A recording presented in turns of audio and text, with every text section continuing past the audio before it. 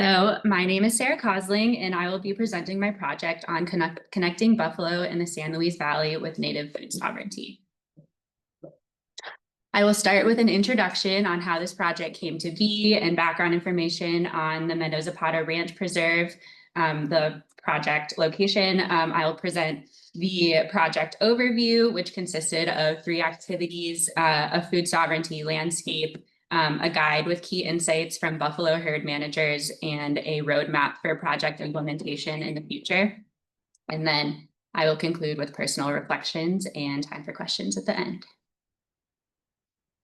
Before I begin, I wanted to acknowledge that this report was created in Fort Collins, Colorado, ancestral homelands of the Arapaho, Cheyenne, Comanche, Kiowa, Pawnee, Shoshone, Lakota, and Ute. This project primarily concerns a protected area in the San Luis Valley of Colorado, and there are almost 40 tribes connected to this land, including the Ute, Arapaho, Cheyenne, Pueblo, Comanche, Kiowa, and Apache. And they lived and traversed this valley for hunting, gathering, and trading. These lands hold spiritual and historical importance to many Native communities and are the unceded territory of these peoples who are still here today. I pay respect to the elders, both past and present, that stewarded these lands, and I recognize the atrocity and genocide of settler colonialism that forcibly removed them from their homes. Because land acknowledgement means nothing without action, I hope this report may play some small role in reconnecting Native communities with their kin, the buffalo. I also wanted to acknowledge the people that really made this report happen, the people that I had conversations with who are Native and non-Native buffalo herd managers, Misha Mazurkowitz, Dusty Rattlinghawk, Annie Bashan, Mary Miller, David Kreitz, Jamie Murray, Jill O'Brien, and Dave Carter. And this project would not be possible without them providing their time and really valuable knowledge to me. And then in addition, I really want to thank John Wakanda and Cody Considine of the Nature Conservancy, who served as mentors for this project, and as well as Brett, who did a lot of advising for me along the way. So how this project came to be, as everyone in this program knows, I have a deep interest in buffalo and their importance on grasslands. So I came to CLTL and this capstone knowing that I wanted to do something around buffalo. Not long, I learned about their history. They were brought to near extinction by westward expansion of European colonizers in the late 1800s.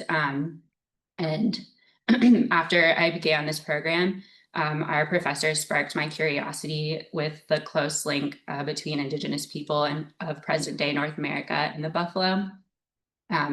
So that is really what this project came to be about, and has shaped my perspective on conservation as a whole. So I came to this program knowing that I wanted to do an individual capstone and find my own partner. So I began by cold calling the Nature Conservancy of Colorado, and I was eventually connected to their buffalo restoration program. And I was lucky enough to meet Cody Considine, who is the head of the buffalo restoration program, and probably one of the most generous people I've ever met. And he worked relentlessly to make sure that we found a project that benefited both his team and me. And then I was eventually connected to John Wakanda, who is a member of Pueblo of Isleta, and he's the Indigenous Partnership Program Director at TNC, and he became my advisor. And the first time I met John, I know we would get along because he is like a macro-minded big thinker like I am, and he had this idea for the Mendoza-Zapata Ranch in the San Luis Valley, which currently grazes buffalo. So he brought me this situation. The current challenge at Mendoza-Zapata is the buffalo herd is well over ecological carrying capacity, meaning that they are consuming resources faster than can be naturally replenished. And this is leading to food shortages and habitat destruction. And so the herd is above stocking rate, which is another term for carrying capacity, by about 1,000 animals. So the herd no longer, sorry, I'm getting sick, provides the positive benefit to the ecosystem as it was intended. And this, so this is a possible win-win scenario, which is rare in conservation. The project aims to address the challenge of excess buffalo by linking ecological restoration with cultural revitalization. So by partnering with the ancestral tribes of the valley, there is an opportunity to reintroduce buffalo back into native diets, supporting food sovereignty efforts and restoring the ecosystem. So a bit of background on Mendoza-Pata. It is a 100,000 acre protected area owned by the Nature Conservancy that provides landscape scale conservation to the largest alpine valley in the world, the San Luis Valley of Colorado. And on the map to the right, there's a smaller map on the upper left. That's the map of Colorado, and the San Luis Valley is the highlighted section. It sits in between the Sangre de Cristo mountain range to the east and the San Juan mountain range to the west. And Mendoza-Pata, the star on the map, is just south of Great Sand Dunes National Park. It borders it on the south, and both are not far from the base of Blanca Peak, which is the fourth highest summit in the Rocky Mountains. So it's a pretty magical, picturesque place. And the preserve has grazed bison on 44,000 of those 100,000 acres since 2001 to rebalance the shrub grassland ecosystem nestled at the base of the tall sand dunes. And this is one of the most biologically significant landscapes in Colorado. And then a bit about the partner, the Buffalo Restoration Program. The main focus is rematriating buffalo to native lands with the purpose of revitalizing indigenous culture and rebalancing ecological health. And TNC stewards 11 land preserves with over 7,000 buffalo across the US and has returned over 2,000 buffalo to tribal lands with organizations like the Intertribal Buffalo Council. And as I learned having conversations with native and non-native buffalo herd managers, this team is really respected and well-loved in this small community. So I felt incredibly lucky to have the opportunity to learn from this group. So a bit about the ecological context of MZ Preserve. The preserve is comprised of shrublands, grasslands, dune complexes, and wetlands like creeks and springs nestled against the Sangre de Cristo mountain range. And so the meeting of the sand dunes, mountains, and valley landscapes, as you can see in the picture on the left, creates ecotones, which are regions of transition between two ecological communities. And this provides habitat for rare species, including one of the world's largest populations of slender spider flower in the middle picture. And the wetlands provide habitat for bird species like sandhill cranes and white-faced ibis, which is the picture on the right. And this preserve also helps protect the geologic and hydrologic integrity of the sand dunes. And that's important because the dunes act like a sponge for water retention. So it adds to groundwater and streams, and it also protects against flooding. And forecasts predict climate change will have a significant impact on the San Luis Valley, as well as the western slope of Colorado, increasing temperatures and decreasing precipitation. And it is also threatened by increasing heavy grazing of elk, which is in addition to the bison being over ecological carrying capacity. So that can have a negative impact on the water cycle as well. So social context in human history. The San Luis Valley covers 8,000 square miles, and though it is considered a high desert, it has substantial water from what I just mentioned, in addition to the Rio Grande River that runs through it. So it has always been able to support populations of humans. The current demographics of the valley has a population of 46,108 across 23 towns. And it is one of the most ethnically diverse places in Colorado. The primary source of income is agriculture, and the median household income for the valley is 50,680, which is below average for the state of Colorado. There's a long history of Indigenous people moving through and living in the valley, and it was often used as a hunting and gathering corridor. 10,000 years ago, way back, following the last glacial melt, the Folsom people hunted a larger species of buffalo that's extinct today called the bison antiquus, as well as other large mammals. And then later in the 13 and 1400s, the Pueblo and Ute hunted the buffalo that we know today, as well as gathered resources like turquoise and feathers. And then over the following several hundred years, the Comanche, Kiowa, Arapaho, Apache, and Cheyenne traversed and lived in the valley in a similar fashion, but it was most occupied by three bands of Ute: the Tabawatch, the Miigwetchi, and the Kapota. Today, these tribal communities live on reservations outside of the San Luis Valley due to forced relocation by the federal government in the late 1800s. And the only remaining tribal reservations in Colorado are the Southern Ute and the Ute Mountain Ute in the Four Corners region in southwestern Colorado. Many Hispanic families also date their time back in the San Luis Valley about 7 generations to the 1850s. During the time of the Treaty of Guadalupe Hidalgo, was when Mexico ceded over 500,000 square miles to the US. So before I continue, I wanted to explain the distinction between the terms buffalo and bison, which are also used interchangeably, so it can be a little confusing. But bison comes from the Western scientific name bison, and buffalo originated from the French word boeuf, which means beef. When French fur trappers first encountered them in the 1600s here, and that was likely because it reminded them of water buffalo of Africa and Asia that they had seen before. And then this eventually evolved into the English buffalo that we have today. Both of these terms are used across the country throughout tribes. And according to Wind River Tribal Buffalo Initiative, when the term bison is used, it's in relation to the science that helps conserve these animals. Whereas buffalo, the term buffalo, holds a spiritual and cultural meaning, referring to the buffalo as a relative. So why are bison so important to grasslands of present-day North America, and why have them at Mendano Zapata?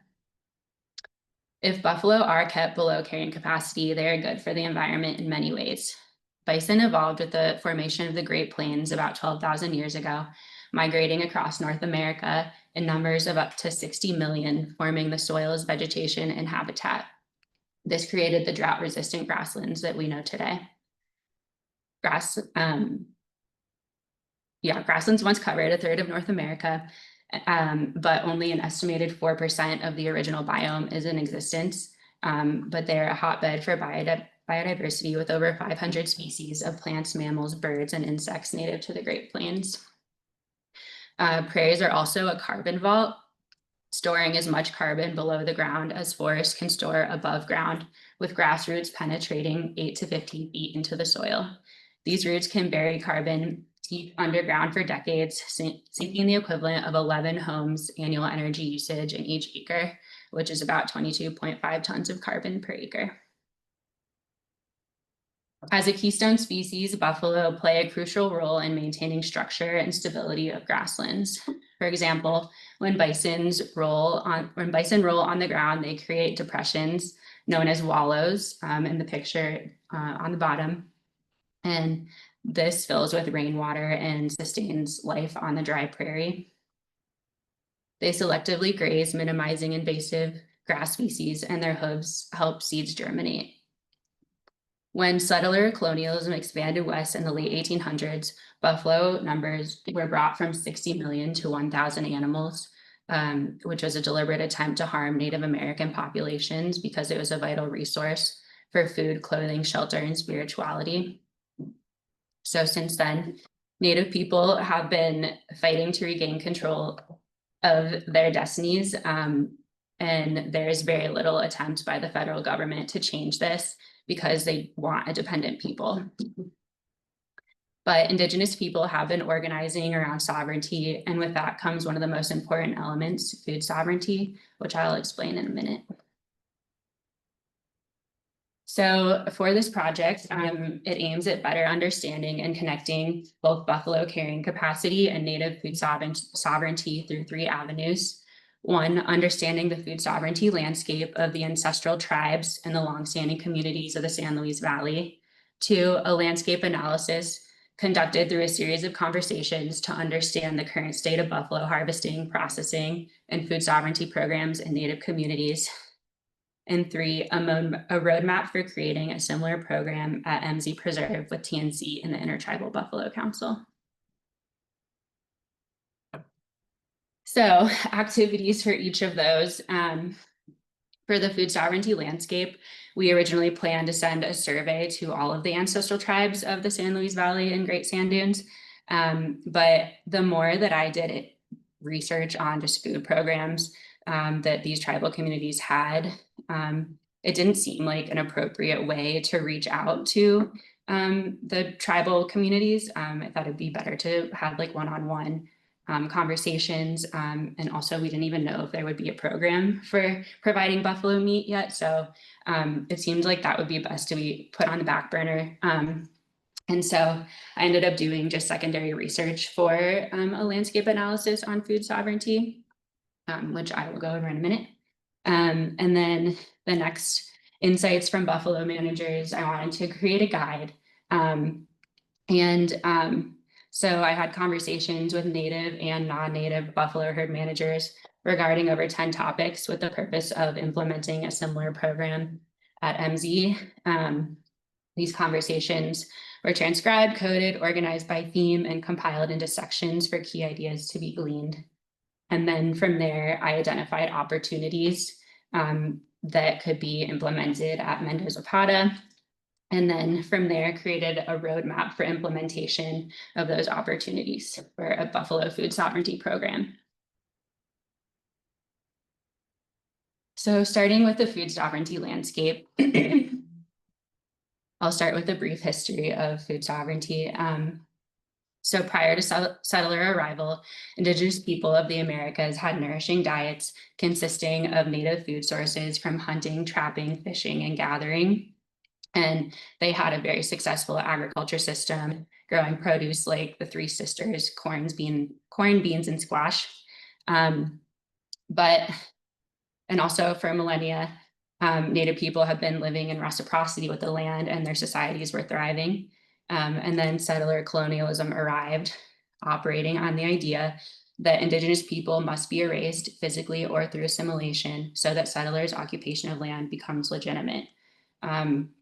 So the newly formed American government back then promoted these ideals through policy, moving tribes onto reservations unfamiliar to them, and through legislation like the Dawes Act and Indian Reorganization Act, they further consolidated native land. So these acts of theft by the federal government are still felt today by tribal nations.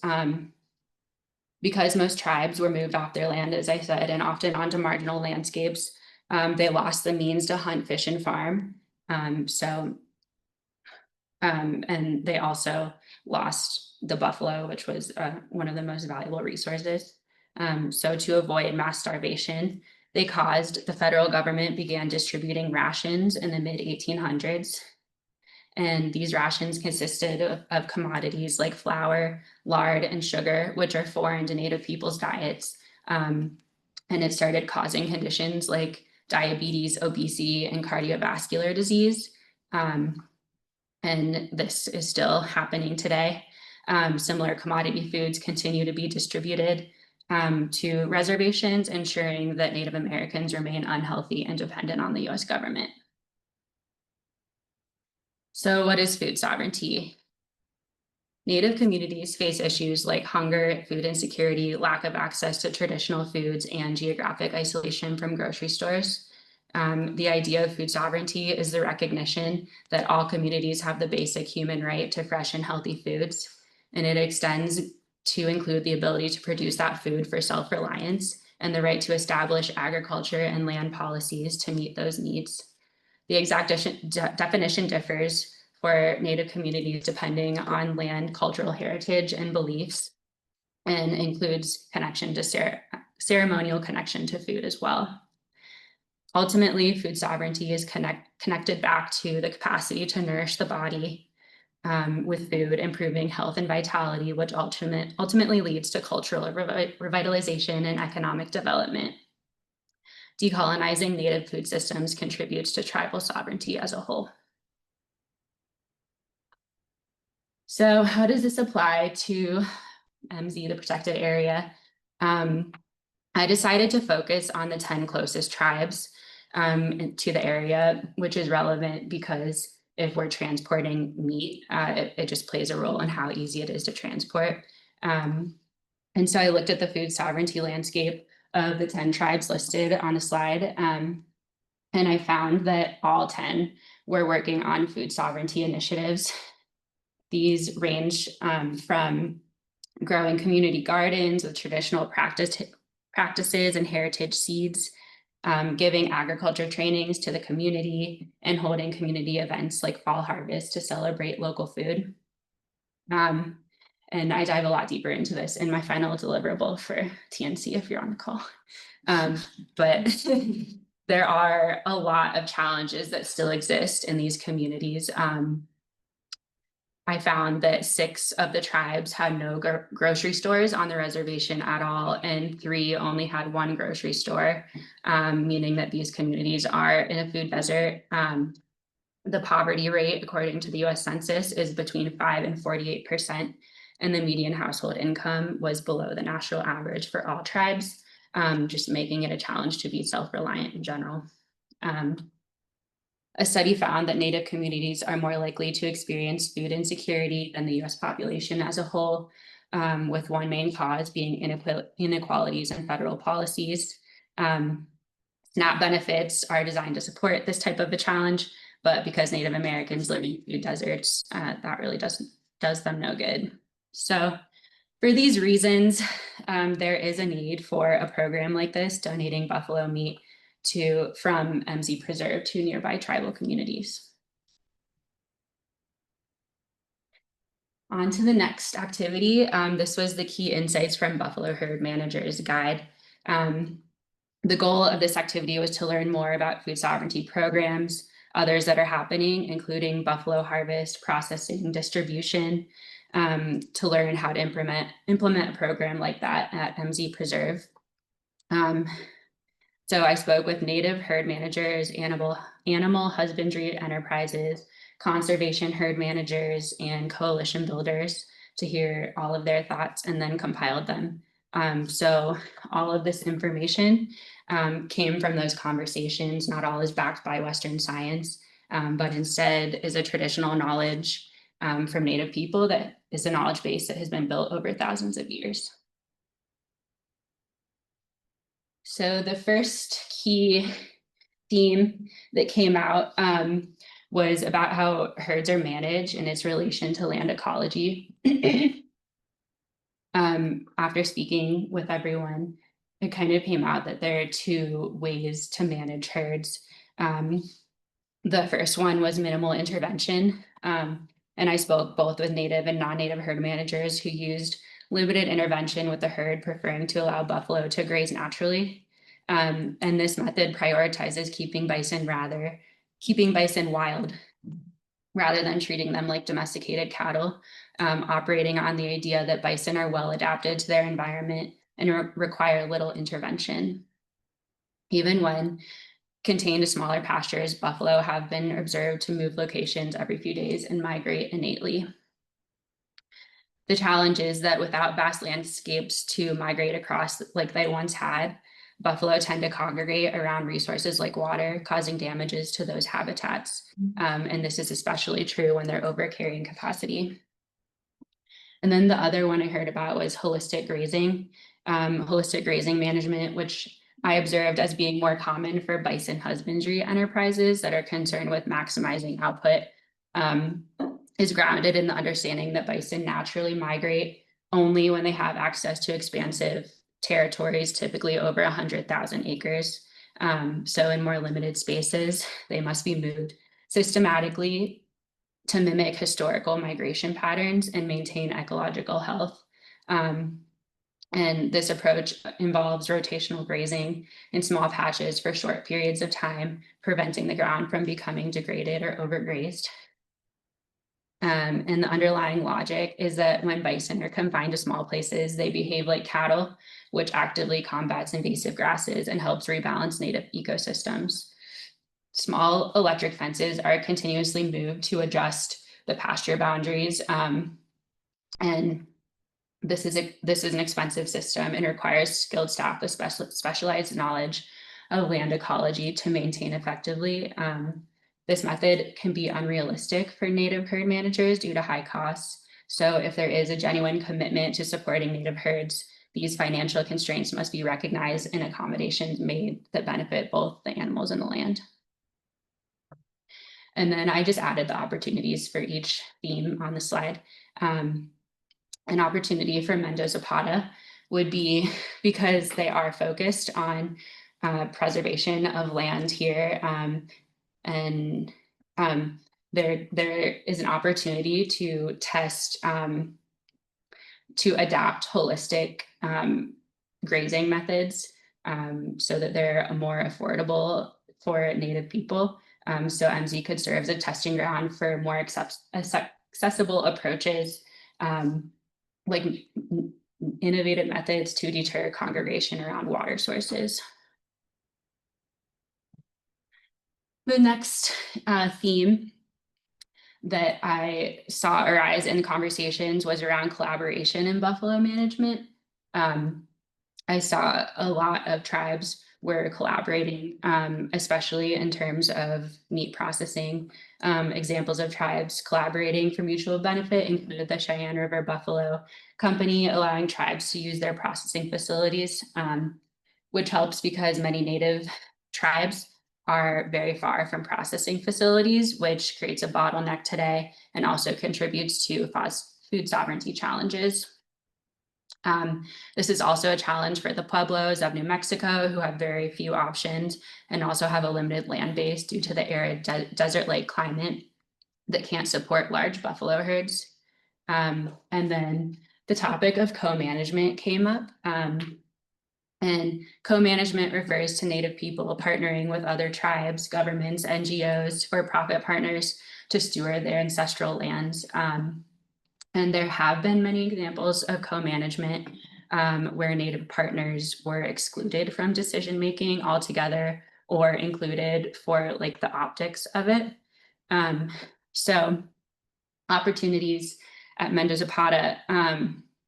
Right now, the preserve is undergoing a major shift from being managed by a dude ranch company to being co-managed by the Intertribal Buffalo Council and TNC.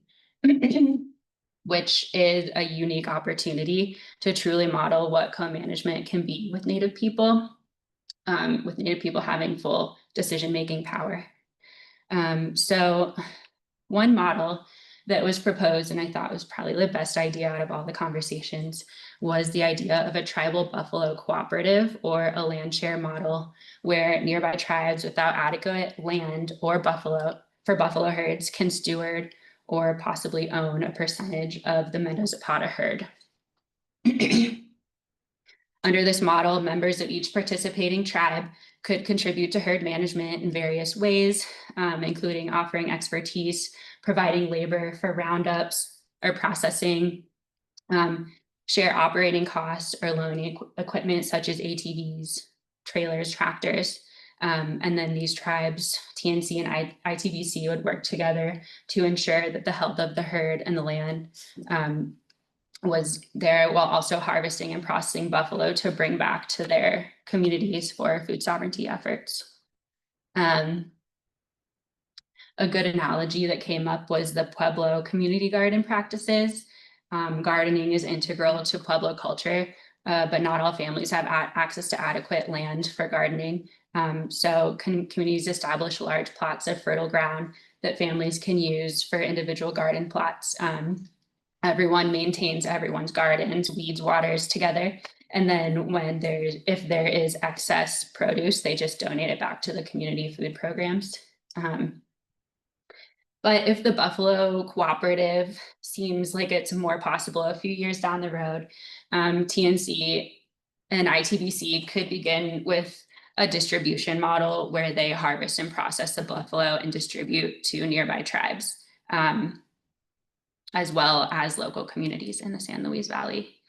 And then another idea is Mendoza-Zapata could serve as a convening space for tribes to reconnect to buffalo. An example could be tribal schools come for field trips to see the entire process of field to plate and learn where their food comes from. So harvesting and processing methods was probably the bulk of what I talked about with the native herd managers. Today, most buffalo, similar to cattle, are live transported or processed they're live transported and sent to processing centers, and they're butchered there. And there is another option being used more and more called field harvesting. And this practice involves harvesting the buffalo in the field where they live, as it sounds. And after speaking with many native buffalo herd managers, it became clear that this practice is more humane because it minimizes stress of transporting buffalo, which is a wild animal with an aggressive temperament. It also minimizes cortisol release, making the meat taste less gamey. So if you ever have like gamey tasting buffalo, it's probably because they were live transported. And this is also most similar to how Native people hunted buffalo 200 years ago. The challenges are that it can be more expensive because it requires specialized harvest trailers. It's a picture on the right. Both of these pictures are harvest trailers. And also freezers to follow food safety guidelines. And it can be challenging to implement at larger scale, and also challenging to meet USDA requirements, which are required for meat to be served in schools and other programs. And I go way deeper into USDA in my final deliverable for TNC too. And then processing facilities. I spoke with many native buffalo managers who have their own processing facilities, which come in many shapes and sizes depending on the need. Today, there are different options for field harvest trailers where you can fully process in the field. And there's also an option to field harvest and then process the carcasses to nearby processing facilities to be butchered. So in addition to the traditional brick and mortar processing facilities, now they have modular processing facilities or units that are similar capability, but they're way more affordable. So distribution, I learned that meat can be shipped fully frozen overnight via UPS, like up to 200 pounds, and can be shipped all over the country, including Hawaii. But for larger shipment quantities, freezer trucks are primary shipment method. And most native producers I spoke with charge just a nominal fee to transport the meat to communities hundreds of miles away. But if you're going to hire someone, I think it would be around like $6 to $7 a mile, which is what TNC asked me to find out. So opportunities for Mendoza-Zapata for harvest and transport or harvest and process. There is a substantial need for harvesting and processing capacity at Mendoza-Zapata in order to remain below carrying capacity and for food sovereignty, if you want a food sovereignty program. So establishing and buying equipment for harvesting and processing is necessary. For USDA inspection, they charge by the hour, so it's cheaper to harvest as many buffalo as possible in that time frame. So if you were doing the buffalo cooperative model, if everyone came, all tribes came at the same time with their own equipment and harvested, that would be cheaper for USDA inspection. If a native-owned processing facility was built near Mendoza-Zapata, it could be used by all nearby reservations, contributing to food sovereignty of the pueblos.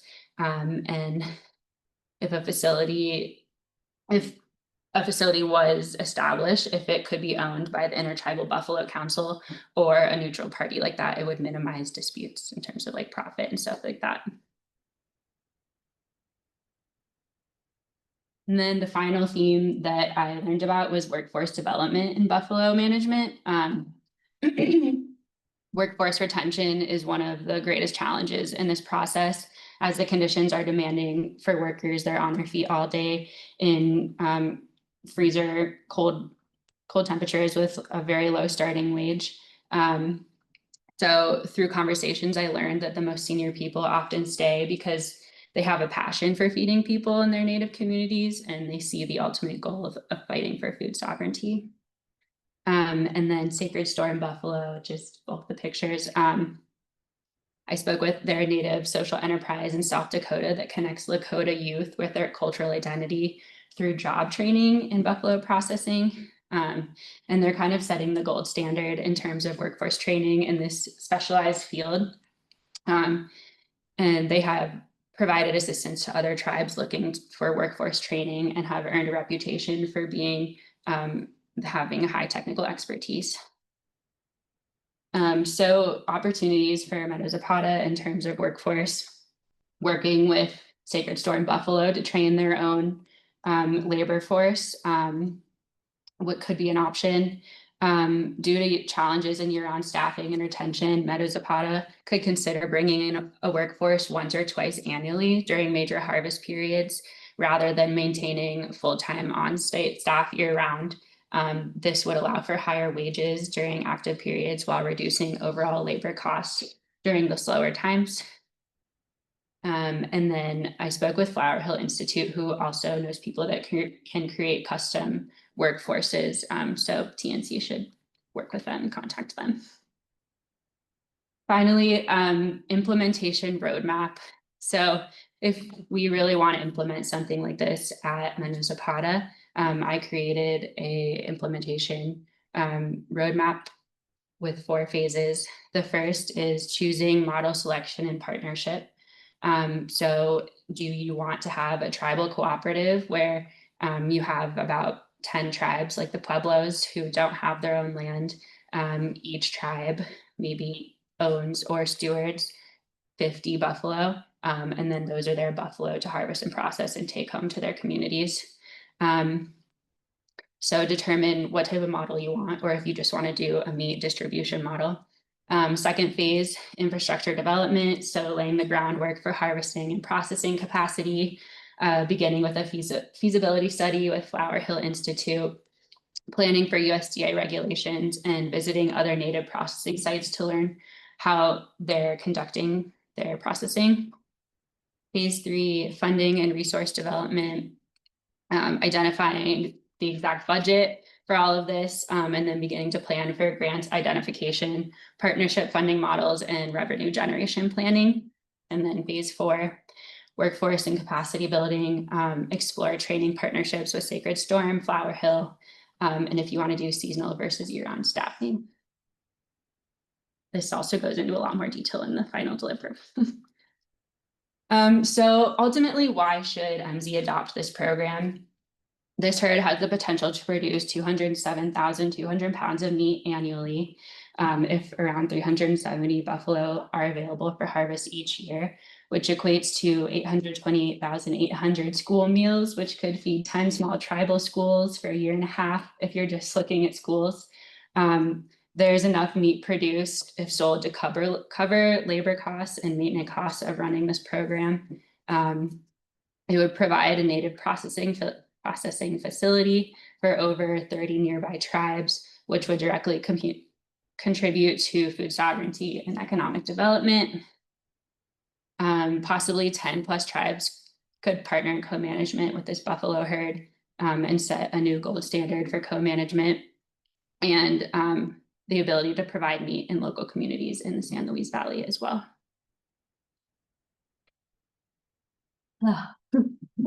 So this project, it honestly gave me a shift on my perspective on Western conservation, because I mean, I think we talked about this a lot in our program, but just doing this like on the job really like honed it in. There are more ways of seeing things than just the Western way.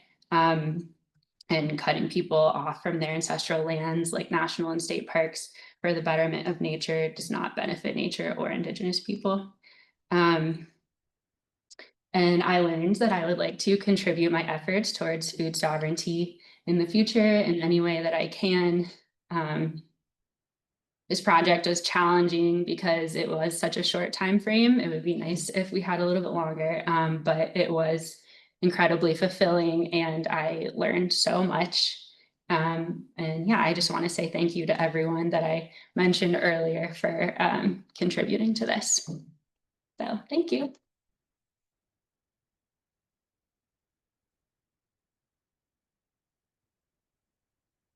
Does anyone have questions?